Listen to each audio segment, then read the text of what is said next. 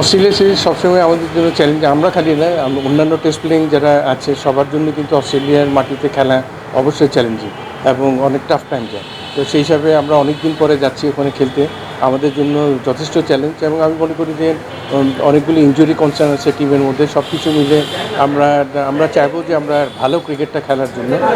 তারপরেও ওটার আগাম বলা মুশকিল যে কেমন করে, যেহেতু একটা প্রস্তুতি ম্যাচ আছে, ওখানে প্রস্তুতি নেওয়ার জন্য কিছু সময় আছে, প্র্যাকটিস সেশনগুলি আছে।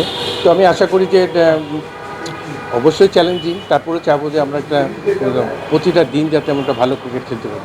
এখন অস্ট্রেলিয়ার পেস বোলিং বলেন, স্পিন অ্যাটাক বলেন, সব কিছু বিশ্বসেরা। তো সেই হিসাবে আমাদের ব্যাটসম্যানদের যথেষ্ট দায়িত্ব নিয়ে খেলতে হবে।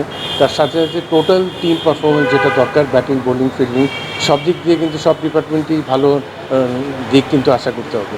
তো খালি একটা দিক চিন্তা করলে হবে না। তো আমি মনে করি যে চ্যালেঞ্জ যেটা থাকবে, এই চ্যালেঞ্জের বাইরে আমাদেরকে চ্যালেঞ্জটা নিতে হবে এবং ভালো ক্রিকেটটা খেলার জন্য প্রস্তুতি নিয়ে যেতে হবে। প্রতিটা খেলোয়াড়কে ঠিক নিজের সেরাটা যাওয়ার জন্য প্রস্তুত থাকতে হবে। আমি আশা করি যে এখন আমাদের যেহেতু জিম্বাবুয়ে সিরিজটা শেষ হয়েছে, ওখানে টেস্ট সিরিজটা আমরা ভালো খেলতে পারিনি।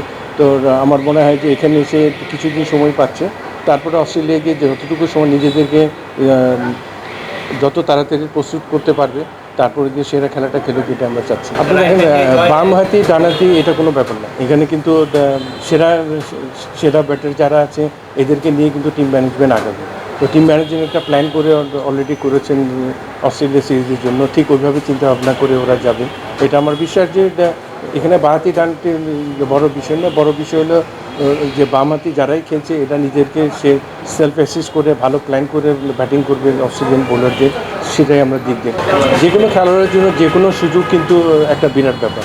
এই প্ল্যাটফর্মে এসে কিন্তু নিজেকে এস্টাবলিশ করা ইজ ভেরি ইম্পর্টেন্ট এবং ওই খেলোয়াড় সেভাবেই নিজেকে মেলে ধরবে আমি আশা করি এবং দেশের জন্য সেরা খেলাটি খেলবে। আপনার প্রস্তুতি জিম্বাবুয়ে সিরিজ তো মাত্র শেষ করে এসছে, তো সেই জায়গায় আপনার ঠিক এখন প্রস্তুতি শুরু হয়েছে। আবার অস্ট্রেলিয়াতে গিয়ে একটা প্র্যাকটিস ম্যাচও আছে, এখানে কিন্তু অনেক সময় আছে। টেস্ট ম্যাচটা কিন্তু অলমোস্ট 13 তারিখে।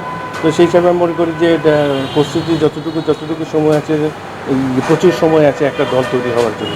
তো টিম ম্যানেজমেন্ট ওইভাবে প্ল্যান করে আগাচ্ছে, আশা করি পুরোপুরি প্রস্তুতি নিয়ে টেস্ট ম্যাচের জন্য তৈরি হবে।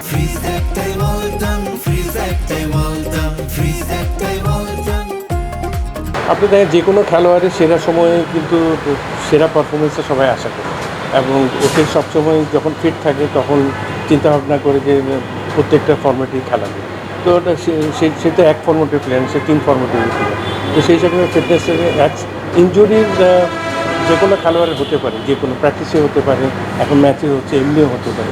তো সেই সময় এটা একটা অ্যাক্সিডেন্টের মতো হতে পারে, কারণ ইনজুরি হয়ে গেছে, এখন রিকভারি করতে হবে। তো সেই হিসাবে টিম ম্যানেজমেন্ট যেভাবে চিন্তা ভাবনা করে ওকে খেলিয়েছে, এটা টিম ম্যানেজমেন্ট থেকে আপনারা এই উত্তরটা আশা করি। অবশ্যই মিস করবো, কারণ আমাদের এই দ্রুতগতির বোলার, এই সাবকন্টিনেন্টে এত জোরে বোলার নেই।